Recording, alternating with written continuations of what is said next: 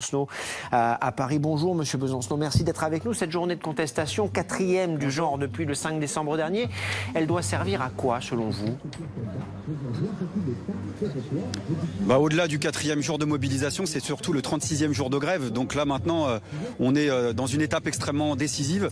L'enjeu, c'est de généraliser la grève, qu'il y ait des millions de manifestants aujourd'hui jusqu'à la fin de la semaine, y compris samedi, et que ce projet de loi, on le retire purement et simplement. On ne va pas amuser la galerie avec une vraie fausse négociation sur l'âge pivot. Il n'y aura plus rien d'universel dans cette réforme finalement, puisque la valeur du point, elle ne sera pas universelle. Il y aura 3 valeurs du point. Il y a déjà des régimes spécifiques, plus des régimes spéciaux. Et là, on est en train de nous parler d'un âge pivot transitoire, c'est-à-dire à la carte. Donc en réalité, les conditions, elles ne sont pas réunies pour ce projet de loi. Emmanuel Macron avait fait le pari finalement que les vacances allaient mettre fin au mouvement. C'est pas le cas. La mobilisation continue. Et nous, notre détermination, elle est intacte. Je suis ici présent au dépôt RATP Béliard, qui est en grève majoritaire depuis le début. Et je peux vous assurer que de toute façon, que ce soit à la RATP, à la SNCF, mais aussi dans des secteurs du privé, dans les raffineries, on est déterminé à aller jusqu'au bout. On a l'impression depuis le début du mouvement, depuis le 5 décembre dernier, vous évoquiez ce 36e jour de grève, que les cheminots sont véritablement à la tête de cette contestation. Est-ce qu'ils se sentent seuls aujourd'hui après 36 jours de grève? On le voit dans différents secteurs, vous avez évoqué l'énergie, mais pas seulement. La mobilisation faiblit malgré tout. Écoutez, la mobilisation, elle connaît des hauts et des bas. Aujourd'hui, les chiffres de grève remontent. Et puis surtout, il y a y compris des secteurs du privé qui nous rejoignent. Et c'est important, je parlais des raffineries à dessein. Les raffineries, c'est du privé. Et il y en a qui sont en grève reconductible depuis le 5 décembre. Or aujourd'hui, on a cherché à faire croire, par exemple, que dans le privé, on n'avait plus le droit de grève effectif. Donc nous, le sens aussi de cette journée, c'est de s'adresser à tous et à toutes. C'est vrai qu'il y a le soutien de l'opinion. Il y a beaucoup de gens qui nous encouragent. Les encouragements, ça ne va pas suffire. La grève par procuration, contrairement à 95, ça ne va pas suffire. Il faut que chacun et chacune s'y mette. Il faut aujourd'hui aller manifester. Et puis, il faut se mobiliser jusqu'à la fin de la semaine. Parce que si tout le monde s'y met, en 48 heures, on balaye ce projet de loi dont personne ne veut.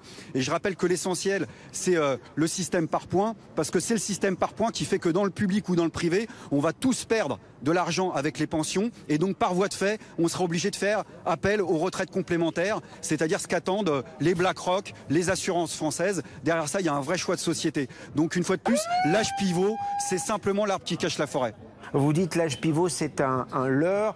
Laurent Berger s'est exprimé ce matin sur la question. Il dit si l'âge pivot reste dans le texte, pour nous c'est non, nous ne continuerons pas à négocier. Est-ce qu'il y a un jeu, selon vous, un jeu de dupes entre le gouvernement, dans les discussions entre le gouvernement et la CFDT? Franchement, je ne peux pas vous le dire. D'abord, je ne suis pas dans le secret des dieux. Ce que je sais simplement, c'est que la direction de la CFDT aurait dû être dans la danse de cette réforme gouvernementale depuis le départ. Or, il n'en est rien, pas même aujourd'hui, pas même visiblement pour demain. Et d'ailleurs, le gouvernement est tellement élégant que quand il a organisé son soi-disant round de négociation avec les partenaires sociaux, et je mets plein de guillemets autour de tout ça, il a même pas pris le soin d'attendre cette réunion pour envoyer son projet de loi au Conseil d'État, qui est visiblement déjà ficelé.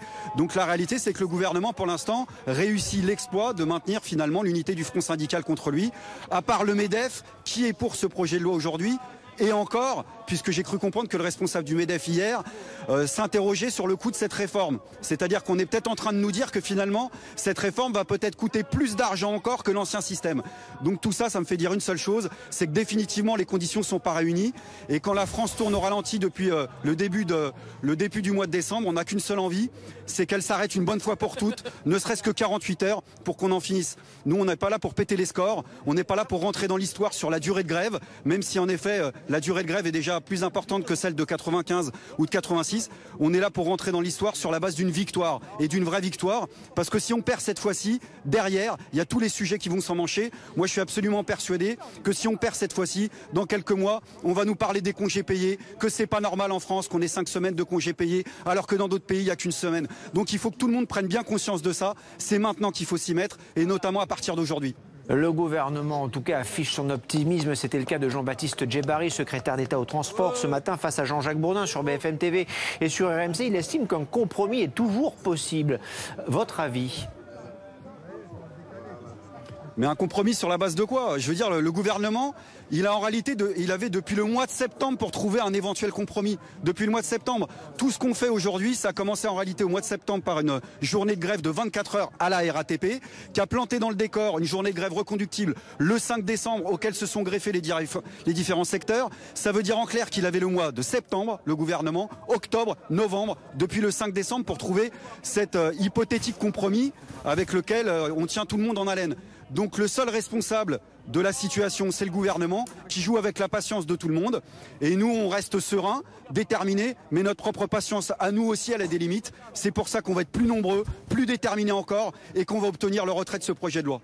Merci Olivier Besancenot, merci d'avoir répondu.